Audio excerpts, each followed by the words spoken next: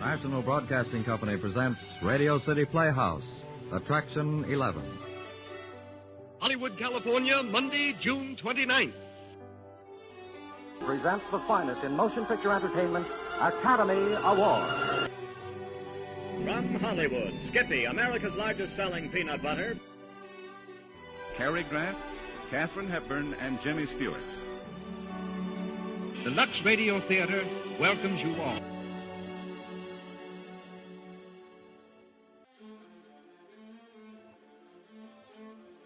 Hello everyone, and welcome to Drama and Theater, brought to you by Dwayne Old Time Radio. Before we get to today's drama, if you enjoy what I'm doing, let me ask you to subscribe to my channel. Subscribing is 100% free, and you will receive notifications on new posts. Lastly, if you have a moment, write a short 1 or 2 sentence review or give a rating on your preferred podcast service. A positive review or rating would help me out a lot.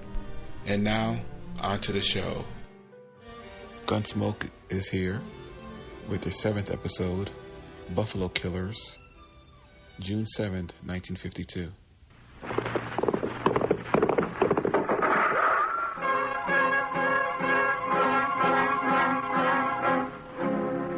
Around Dodge City and in the territory on west, there's just one way to handle the killers and the spoilers, and that's with a U.S. Marshal and the smell of gun smoke.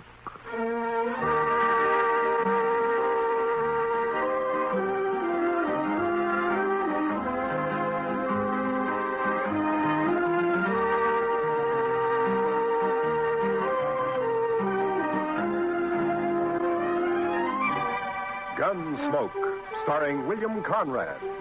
The story of violence that moved west with young America. The story of a man who moved with it. Matt Dillon, United States Marshal.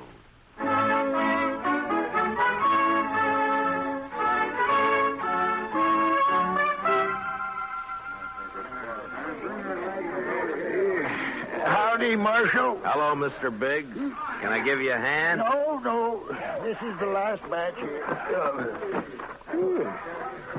Hey, wait till the flies get to these buffalo hides in the morning. Be enough vultures overhead to keep the place in shade for a week. Yeah. You know, you'll sure have your hands full by tomorrow night. It looks that way. When these boys turn them hides into cash, they'll bite the corks out of every bottle in town. And some of them look mean enough sober. Yeah. Well, you better bed down and get some sleep, Mr. Biggs. Where are your boys? I don't know. Jeff had some trouble with a dry axle up near Pawnee Rock, and Boaz stopped to help him fix it, but they shouldn't be this long behind me. Well, if I see him, I'll tell him where to find you. You can tell Jeff, but Boaz ain't even going to hear you. Why? What's the matter with him? Oh, he's riding higher than an eagle. You know that white buffalo you've been hearing about? The albino? Mm-hmm. Well, it's just Indian talk. Oh, you think so, huh? Well, if it is, Boaz sure shot himself a mighty scared buffalo. White as borax. That ought to fetch a price. Hey, anybody seen Marshal Dillon? Over here, Chester. You better saddle up, Mr. Dillon. What's the matter, Chester? Indian trouble. 2 men dead and a couple of wagons burned up out there. I found this. A war rattle made out of buffalo toes. Arapaho. Well, they haven't been making any trouble. Well, these did. I was topping a hill when I saw the wagons go up in fire. It was Indians, all right. I saw one ride off. That's funny. I never heard of Arapahos attacking at night. How far out, Chester? 10 mile, maybe, toward Pawnee Rock. Pawnee Rock? Marshal, my sons was coming from there. Easy, Mr. Biggs. Lots of wagons in the church. Marshal, I didn't see another wagon between here and Pawnee except the ones we had, but the Indians killed my boys. There's only one way to make sure, Mr. Biggs. Saddle up and ride over to my office. I'll be with you as soon as I can get my horse.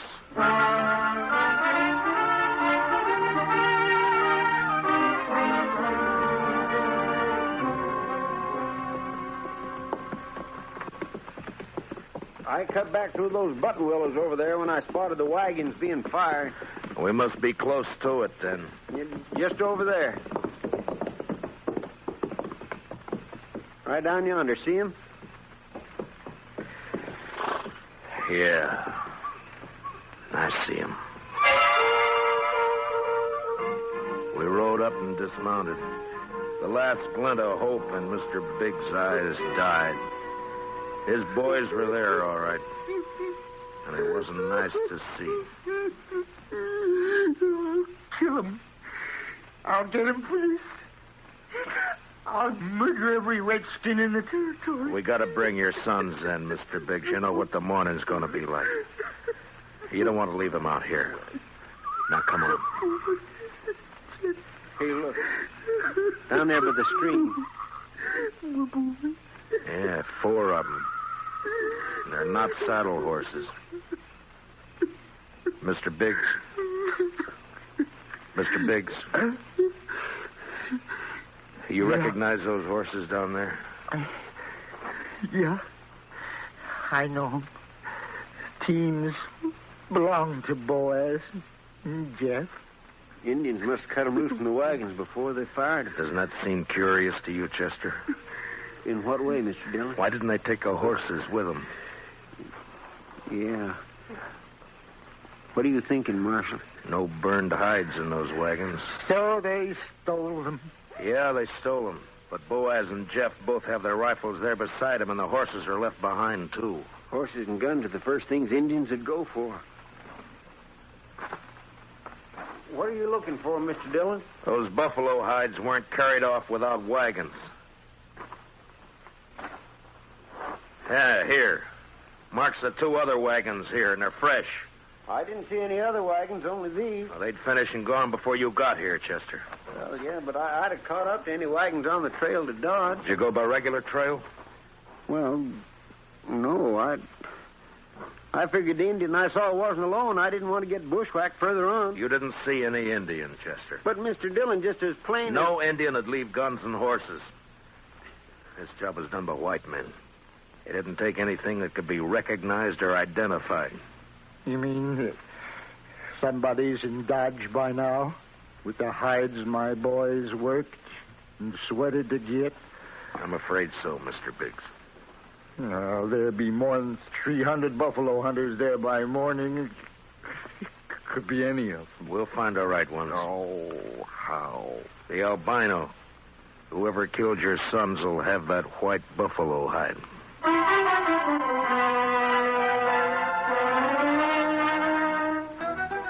It was almost sunup when we got back to town, and more wagons had jammed the main street lining up for the unloading barns. I rode down the line, looking them over one by one. Howdy, Marshal. Some of the men would take their money, drink it up, and drift away. Few would stay long enough to be buried on Boot Hill. Then suddenly a wagon driver up ahead pulled out a line. Hey, wait a minute, Jim. Hold it there. Take your hands on that key. I'll take my hands off as soon as you get back to your place. All right. Tired of waiting now. Let go of that bit, mister. Don't do that, stranger. Get your hand away from that gun. Well, now, knows any law around here. There is, so don't try making your own. You got no right grabbing my team. I got plenty right when he tries to horn in front of me, Marshal. That's a lie, Marshal. He cut Never his mind. blood. You both want to cool your heads out in jail? Now, what's your name? Tennessee's good enough. A lot of people from Tennessee coming into the territory. Most of them are pretty peaceful. That sounds like you're saying I'm not. You move pretty fast for that gun. Man can lose his temper. You lost yours 4 times, according to the notches you've carved into that gun butt, but don't try for number 5, not here. How about you? What do you call? Charlie Kell. Charlie Kell, huh? They ever call you Chuck? No. Heard of a Chuck Kell a couple of years back, come from Kentucky. Not me. Man I heard about was a gunfighter, so he never wore gloves. See, you don't either. It's pretty rough on the hands. Thanks, Marshal. I'll make sure to take better care of them. Yeah, do that. I'll be around a while, Marshal. Maybe we can have another talk. Anytime. They'd need watching. But what I wanted now was a white buffalo hide. Searching the wagons wouldn't do. There wasn't time, and a search had let the killers know that something in the hides they'd stolen could be identified. The time to find out would be when the buyers checked them. I got Biggs and Chester to cover 2 of the unloading barns, and I covered the 3rd one. And then finally daylight came, and the haggling started. Son, you want to sell those hides? Better learn how to handle his skinning knife a little better. They're as good as any. And full of holes they ain't. Give you $4 a hide for the bunch. You gave that last fellow 8. He looked tougher than you. 6. I'll take 6. 4. Take it or leave it. You think you can rob me, mister? Watch your mouth, boy. Here, none of that. Let me go! Easy, son. Go! Let me have that gun just so you won't be tempted. There, that's better. Give me that. Give it back. You can pick it up at my office whenever you're ready to leave town. Yeah, you look like a city boy to me. Where are you from? St. Louis? None of your business. When something's got you beat, son, there's no shame to admitting it and going home. Sometimes that takes a real man. Don't tell me what to do. Why don't you watch your own job? Why don't you leave me alone, Marshal? I ain't got a white buffalo hide. What'd you say, boy? You heard me. What do you know about a white buffalo hide? What everybody else knows. That you're looking for one. Everybody in town knows it. How? Because the old man whose sons were bushwhacked is all liquored up over at the other barn, shooting off his mouth.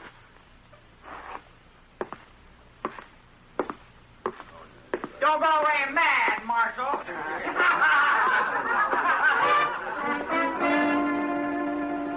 Mr. Biggs wasn't at the barn where I'd left him. I cut through an alley to Front Street and headed for the saloons. I never got to him. Mr. Dillon? Mr. Dillon? What's the matter, Chester? Old man Biggs. Where is he? I'm looking for him.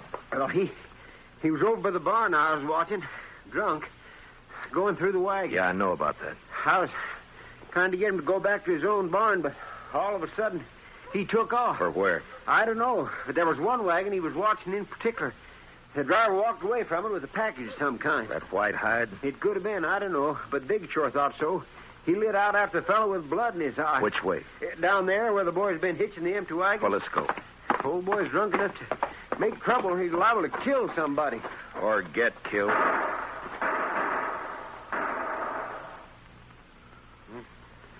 Too late, Mr. Dillon.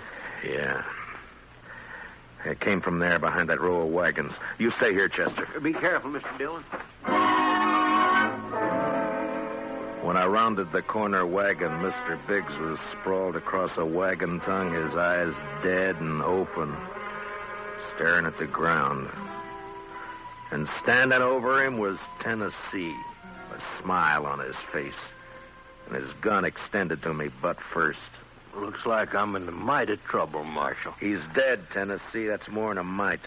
You take my gun for a while. You mean until after you hang? Wasn't figuring to be that serious.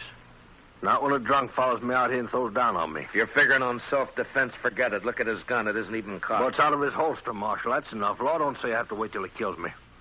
You'll have to make a jury believe that. No, you shouldn't have much trouble doing that, Marshal. What are you doing here, Mr. Kell? Oh, I just happened to follow Tennessee out here. Why? Well, you broke up our little argument in town. Thought I'd get him alone here. See if maybe he was still nursing a grudge he wanted to settle. But the old man beat me to it. Now, Tennessee here ain't exactly a friend of mine, as you know, but I hate to see any man hang when he ain't guilty. Is that your personal verdict, Mr. Kell? That's right, Marshal. The old man threw down on him, and Tennessee had to kill him in self-defense. Chester? Yes, sir, Mr. Dillon?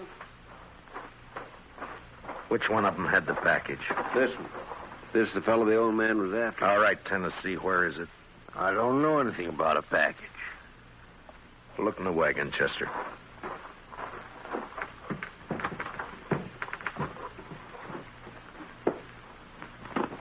See anything? Nothing here. I reckon you can give my gun back to me now. All right, Tennessee. Here. Thanks. But if you decide to use it again while you're in Dodge or any place else in Kansas, I hope I'm there when you do. Well, now, don't you fret, Marshal. I'm sure you will be.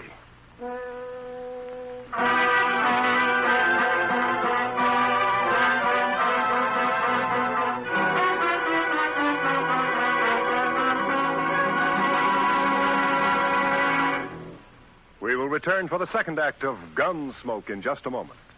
But first, action, excitement, thrills. That's Gangbusters. Gangbusters helps to fight crime by fearlessly naming the criminals. Listen for it later this evening on CBS Radio. Now, the second act of Gunsmoke.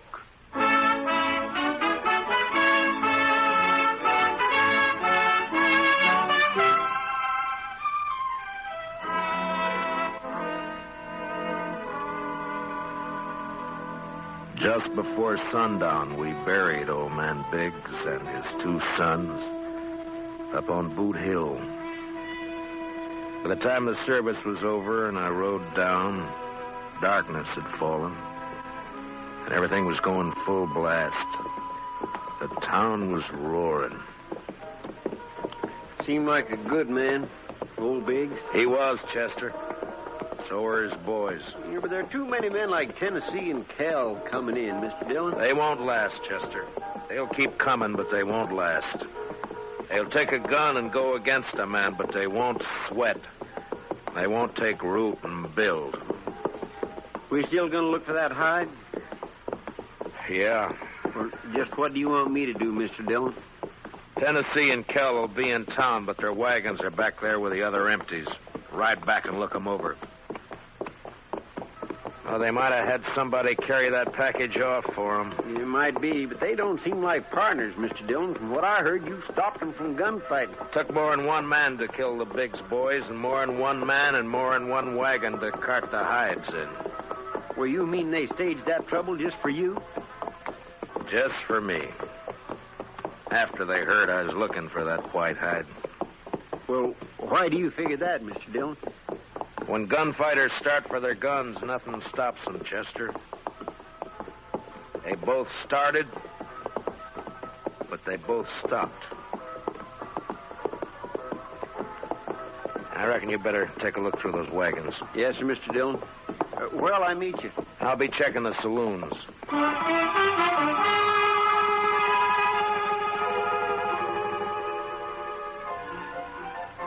One by one, I made the stops. The Long Branch, the Alafraganza, the Texas Trail.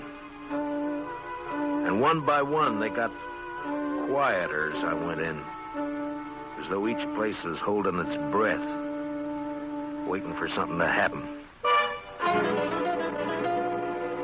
The last place was a Mexican hangout.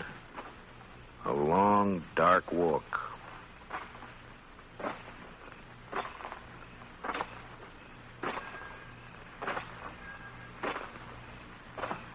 Hello, Marshal. Can't see me, can you, Marshal? No.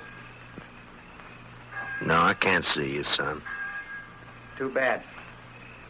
Because I got another gun. They sell them around here. And I ain't going back to St. Louis. You'll fire once, son, and if you don't kill me with that, and I'll kill you. I'll gamble on that, Marshal. Marshal!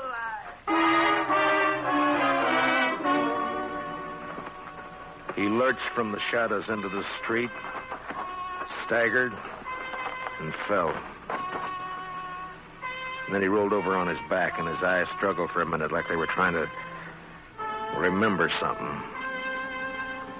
And then he went blank. Well, he was right about one thing. He wasn't going back to St. Louis. Well, what do you know? The marshal's real handy with a gun. Stay out of this, Kel. But I may have something to talk over with you later. You mean what? If you don't know, then you got nothing to worry about. I've been hearing a lot about how fast you are with a gun, Dillon. Anything to it? I'm still alive. Yeah. This your hobby, shooting kids? He was old enough to try to kill me. I don't like it, Marshal. That's too bad, Mr. Kell. The Chuck Kell I heard about would have loved it. They said he'd killed 2 kids under 16, one of them his own brother. No, you didn't hear the whole story, Marshal. The Kell you heard about killed a marshal, too.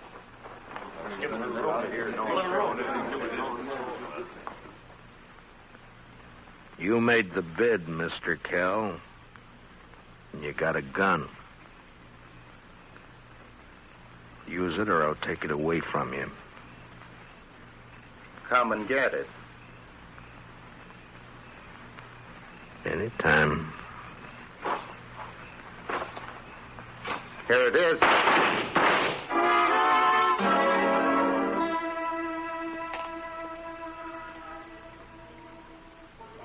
How you feeling, Mr. Dillon? I'm all right, Chester. Doc fixed your head. Wasn't much he could do for Kell, though. I hit him. If you didn't, he sure died for nothing. He was fast, all right. Boys say you made him look like a sleepy burro. Never even cleared his holster. And my head says different. You didn't get that from Kell. What do you mean? Tennessee was up the street with a rifle. He creased you. Huh? Where is he now? I don't know, Mr. Dillon. He rode out of town before I could stop him. I was the only one who saw him. I was coming up street to find you. All right. Let's get out of here. Did you find anything in the wagons? No, sir. But I found Tennessee's wife. Wife? That's right, Mr. Dillon. In a small wagon next to his. He's a squaw man. His wife's an Indian girl. Well, let's find her.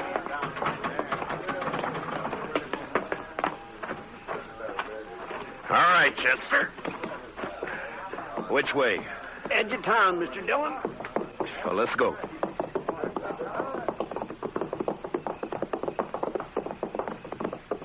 You talked to the wife? Yes, sir. Found out Tennessee and Kell were friends, all right. They left her here night before last and arranged to meet her here today. She said they were driving empty wagons when they left her. Ask her what tribe she belonged to? Didn't have to ask, Mr. Dillon. I could tell by her beads. She's an Arapaho.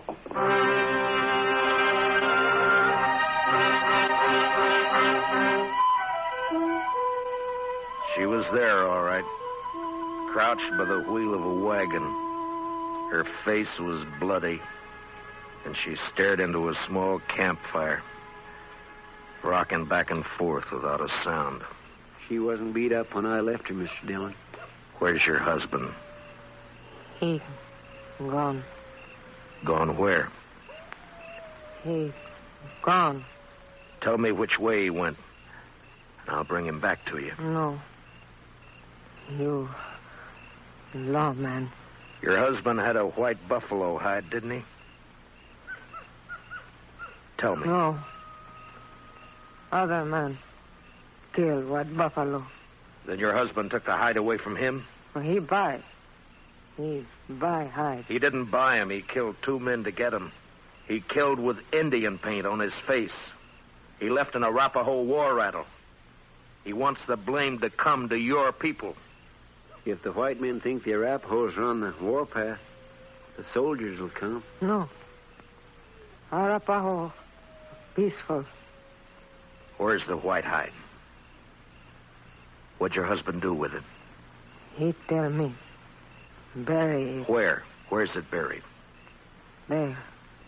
Back there. By tree. Go dig it up, Chester. And then stay with her till I get back. You going after him, Mr. Dillon? Yeah, as soon as she tells me which way. All right, Mr. Dillon. You're white man. No good. Now tell me which way he went. You let him go.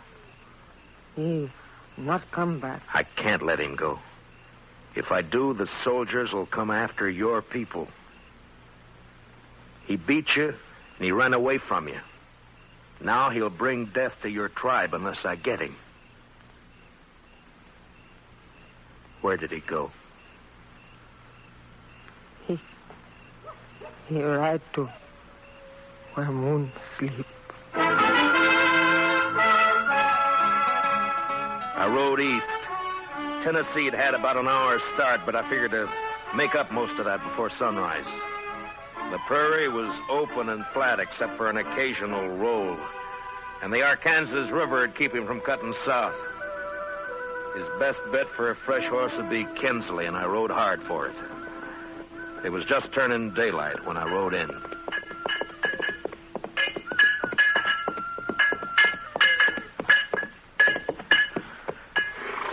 Well, howdy, Marshal. Morning. Good morning. Got a place I can water my horse? Trough right there. Just let him loose. He'll find it. Thank you. Looks like you come a long way. Dodge. Another fella here just a few minutes ago been riding hard, too. He come from up Pawnee way, though. Tall, dark, riding a vinegar roan? Yeah, that's right. You get a fresh horse here? Had to send my boy out the corral to get one for him. He'll be back soon. You mean he's still here in town? Yeah. Asked about breakfast, so I sent him over to the Widow Hilliard's place. Right over there, across the road. Thank you. I'll be back. Say, you after that fella, Marshal?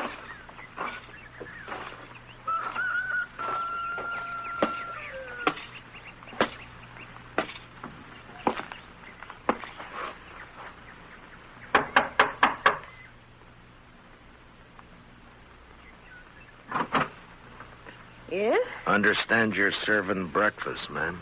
Why, sure thing, Marshal. Dylan! That's right. Give me a clear way out the door, or I'll kill you. Come by me, Tennessee. I'll come shooting. That's all right. But just be sure you get me this time.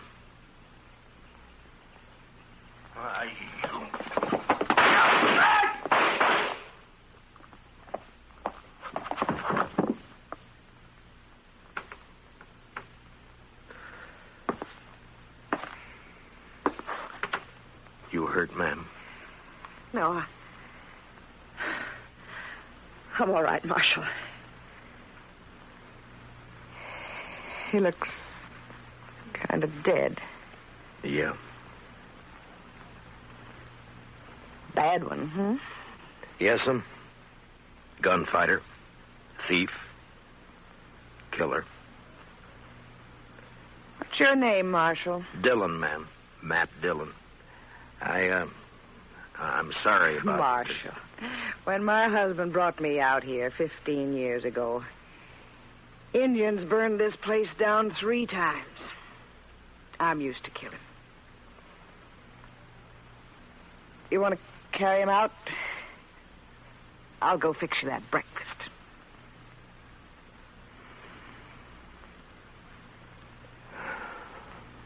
Thank you, ma'am.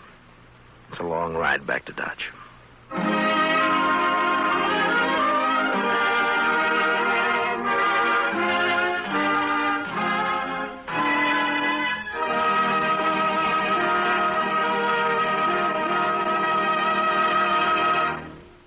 Gunsmoke, transcribed under the direction of Norman MacDonald, stars William Conrad as Matt Dillon, U.S. Marshal. Tonight's story was specially written for Gunsmoke by Joel Murcott, with music composed and conducted by Rex Corey. Featured in tonight's cast were Stan Waxman, John Daner, and Larry Dobkin, with Sam Edwards, Lillian Baeff, Tom Holland, and Mary Lansing. Parley Bayer is Chester. Join us again next week as Matt Dillon, U.S. Marshal, fights to bring law and order out of the wild violence of the West in Gunsmoke.